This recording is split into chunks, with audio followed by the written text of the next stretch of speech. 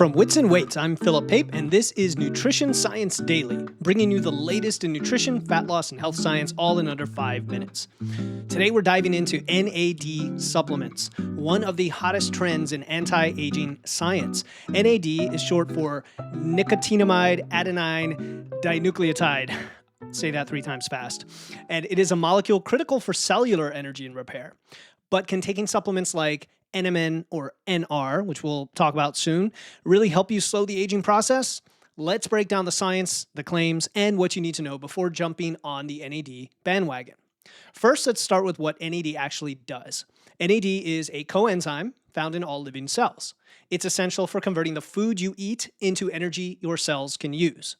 It also helps repair damaged DNA, regulate your body's circadian rhythm, and maintain the health of your mitochondria, which are the tiny powerhouses inside your cells. So here's the problem. As we age, our NAD levels naturally decline.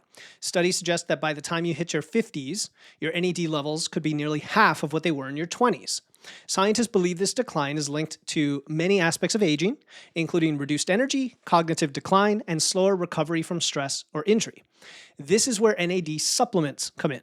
Compounds like NMN, which is nicotinamide mononucleotide, and NR, nicotinamide riboside, are precursors to NAD, meaning your body can convert them into NAD after you ingest them. Early research, especially in animal studies, has shown some exciting results, such as boosting NAD levels in mice, being linked to improved mitochondrial function, enhanced DNA repair, and even extended lifespan. But what about humans? While the data is promising, we're still in the early stages of human trials. Some studies suggest NAD precursors can improve markers of metabolic health like insulin sensitivity and cholesterol levels. Others have explored the potential for enhancing cognitive function or reducing the effects of neurodegenerative diseases. But it's worth noting much of this research is preliminary, and the long-term effects of NAD supplementation aren't yet fully understood. So, should you run out and buy NAD supplements?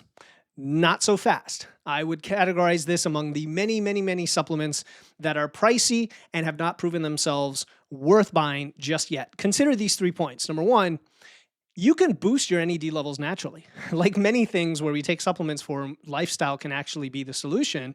Regular exercise, movement, maintaining a healthy body weight have all been shown to increase NAD production in the body. And these are lifestyle changes that also come with many additional health benefits that supplements alone can't provide. Number two, the cost of these NAD supplements can be quite high, even prohibitive, with some high-quality products costing hundreds of dollars per month.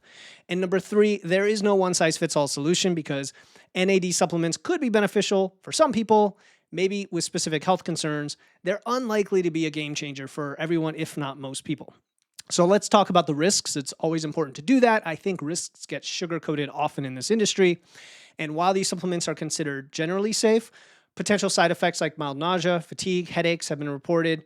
And because the research is still evolving, we just don't know the full impact of long-term supplementation.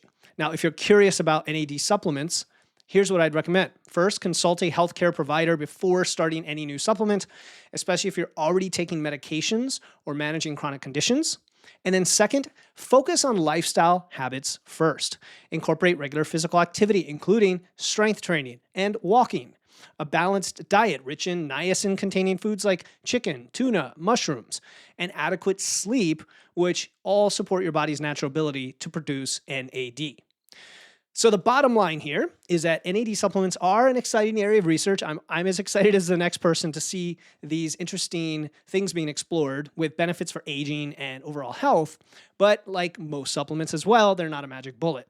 Many trends in nutrition reveal that effectiveness depends on the individual and how they're used. It's context. And this is why I often recommend a very small list of supplements for most people, such as, for example, creatine or magnesium, and I identify more personalized suggestions after an initial intake when I'm working with nutrition clients. So if we can combine emerging science with foundational habits like staying active, eating well, managing stress, that will put you on your way to promoting longevity the most without relying solely on supplements. All right, for more insights into the science of nutrition, health, and longevity, check out my main podcast, Wits and Weights. Follow the show wherever you listen to podcasts and share this episode with someone curious about the latest anti-aging trends. Tomorrow, we'll explore new leadership at major health agencies in the United States without necessarily getting into politics and what it could mean for public health and nutrition policy. See you then.